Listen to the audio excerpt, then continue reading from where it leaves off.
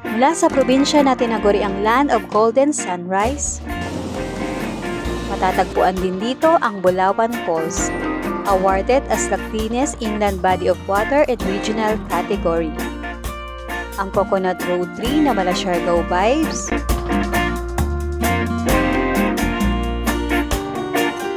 ang famous na Tibo Tidal Pool,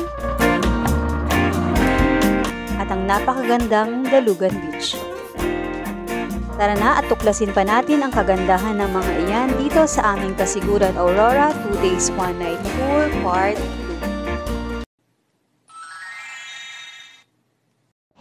Good morning guys! It's 4:55 AM na dito sa Kasiguran. Gumising talaga ako ng maaga para mag-abang ng sunrise. Kapag ako ay nasa beach or nasa mountain, isa sa paborito kong gawin ang mag-abang ng sunrise o di kaya ng sunset.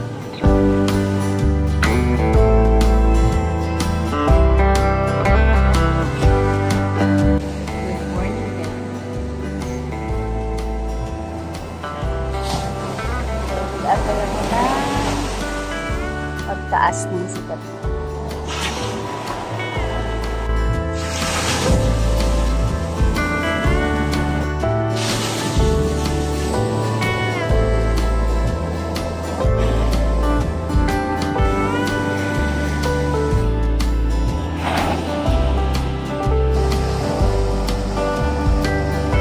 (5:54 AM) na at nagpapakita na ang haring araw.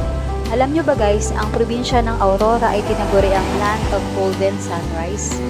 Nakabibighani nga naman pagmasdan ang kulay ng sunrise dito na tumatama sa mga alon at nakamamanghang pagmasdan ang refleksyon ng sinag ng araw sa dagat dito.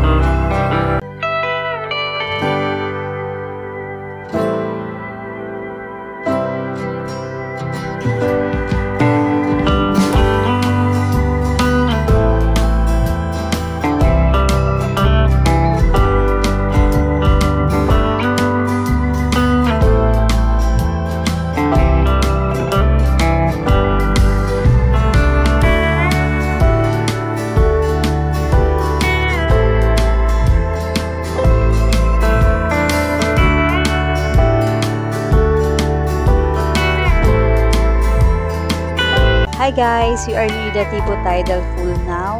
Iniwan na namin yung mga kasama namin doon sa Pacific Sunrise at kami na lang ni Sir Rods ang nagpunta dito.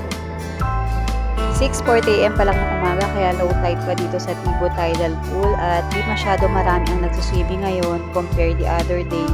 Siguro dahil nga maaga pa.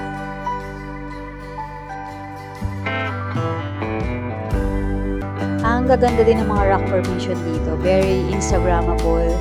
Pero matalas siya guys, kaya dapat mag-ingat sa mga aapakan ng bato.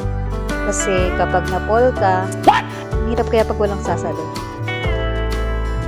Kidding aside guys, just be careful and watch your steps habang kayo ay lalakad at nalibot dito sa paligid ng Tibo Tidal Pool. Napakalinaw at napakaganda ng kulay ng tubig nitong Tibo Tidal Pool. Dito karamihan naliligo ang mga turista na bumibisita dito dahil malayo ito sa naglalakihang alon ng Dalugan Beach.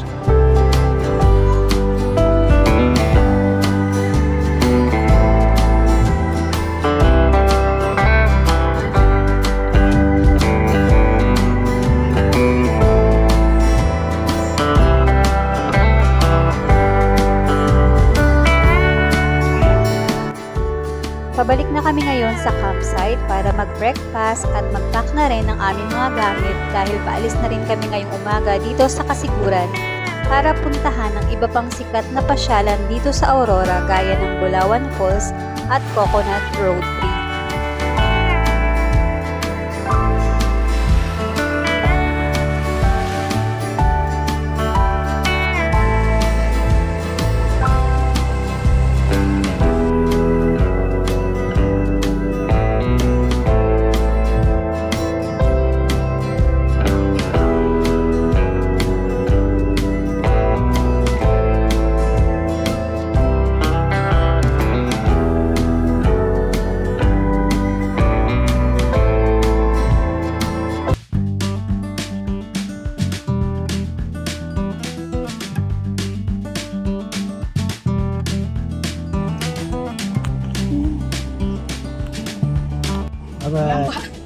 Kaya may madadaanan ba tayo? May ano ba dito sa norte? May Benz halo-halo ba dito? Wala, Manila lang. Halo-halo? Benz. Ang dami. Hi! Sa likod. Masarap kasi hindi naman mahirap magbayad na hindi masarap. Hello. Kailangan may tatalo. Uwian na.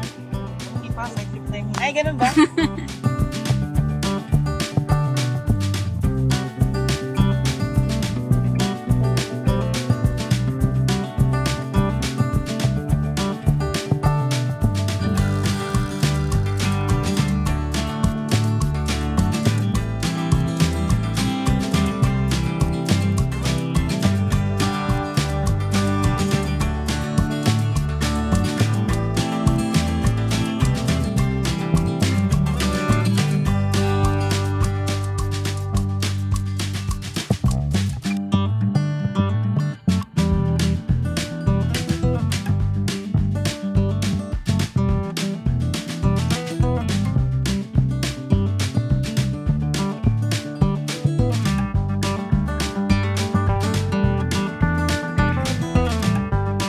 Ito ang pamahalang bayan ng Kasiguran, kasama ito sa aming tour itinerary. Dumaan muna kami dito sandali para makapag-take ng pictures.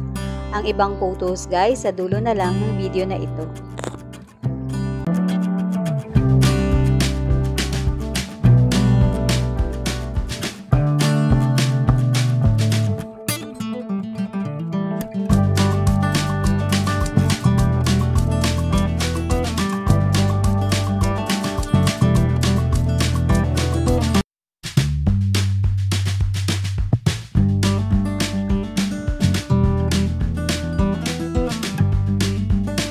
As part of our itinerary, dumaan na rin kami dito sa Kasiguran Welcome Arc for photo ops.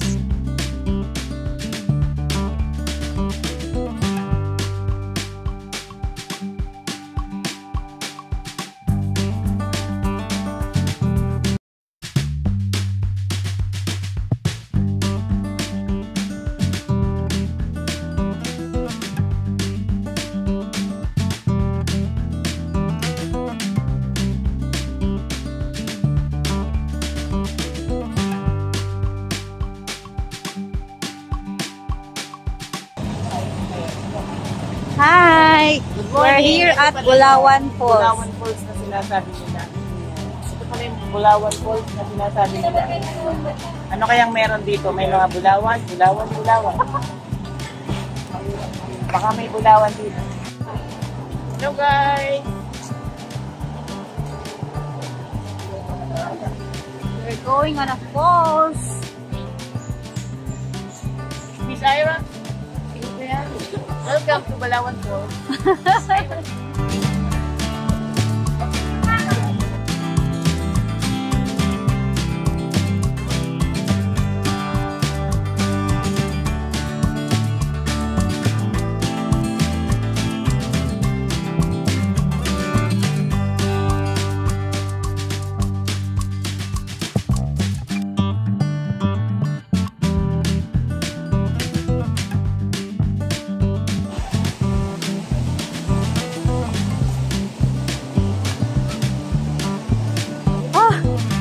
Pagod.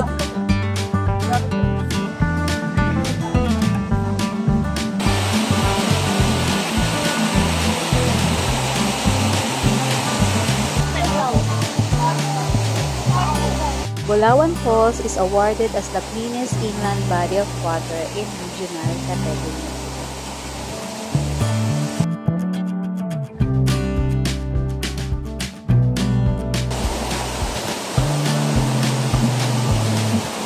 This is Sunday guys, kaya napakaraming tao. Kaya if gusto nyo na mas ma-enjoy pa ng gusto ang falls, mas magandang pumunta kayo dito ng weekdays.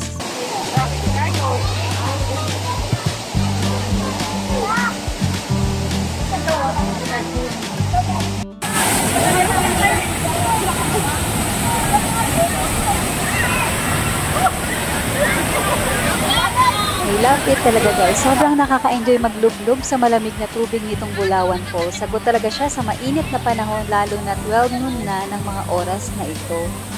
Nakapag-enjoy din naman kami ng gusto sa falls guys, dahil yung mga naunang batch sa amin ay umahon na at kaming group na lang ang naiwan dito.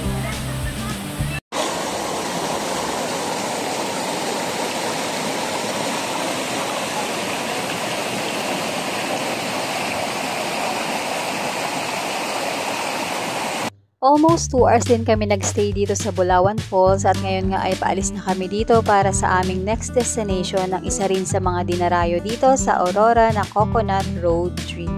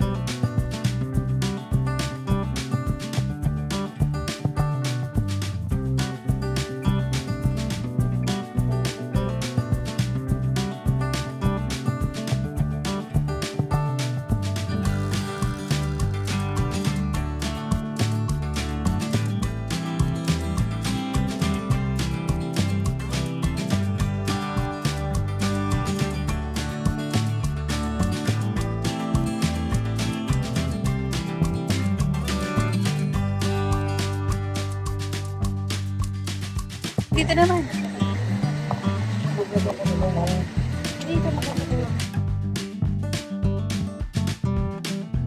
Dahil nandito na kami sa Coconut Road 3, ano pa nga ba ang dapat gawin kundi simulan na ang pag-aura ng ganda-gandahan 101.